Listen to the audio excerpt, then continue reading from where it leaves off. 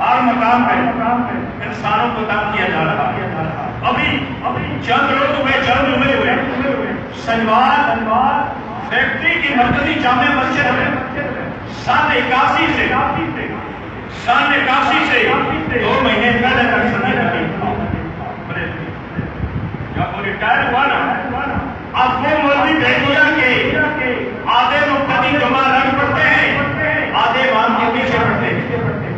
درخواستیں دی، منت سماجن کی انسان مہربانی کرے، جہاں کا خطیب ریٹائر ہوتا ہے نا، اسی اختیار کا مدنی ہوتا ہے، اور مکتب فکر کو آگا سکتا، اسی مکتب فکر کا۔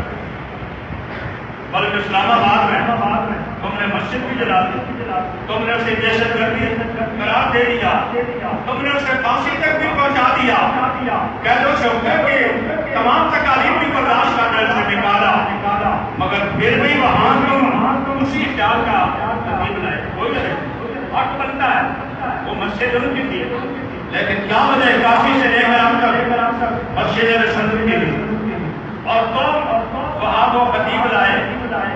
مقتدی جا رہا ہے پشاور اور امام جا رہا ہے لاہور۔ جب تک ذہنی کیفیت، عقیدہ، نظریہ، سوچ ایک ہی چیز کا نام ہے، یہ جب جا نہیں ہوں گے عبادت میں شمال پیدا نہیں۔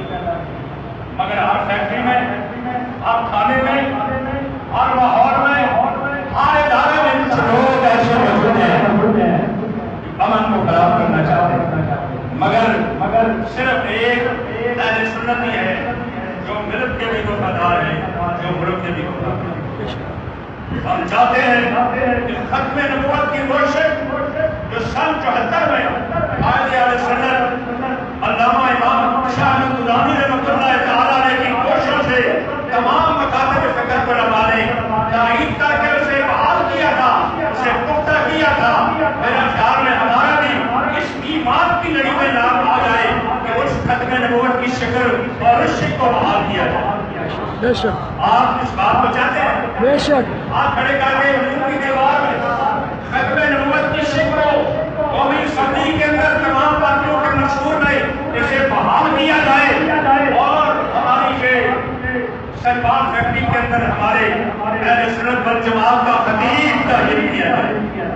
پھر کچھ جلوس نکلتے ہیں، جو معاملہ ہوتا ہے، کہتے ہیں یہ لوگ فساد مچا رہے ہیں، کوئی اپنا حق مانگے، اسے فساد نہیں کہا جاتا۔ یہ تمام کربلا کا پیغام ہے، امام علی کا مقام کا وہ فرمان ہے کہ جہاں کہیں ناانصافی سر اٹھائیں گے وہاں تم بولو گے حسین کی مدد ہمارے شامل ہے۔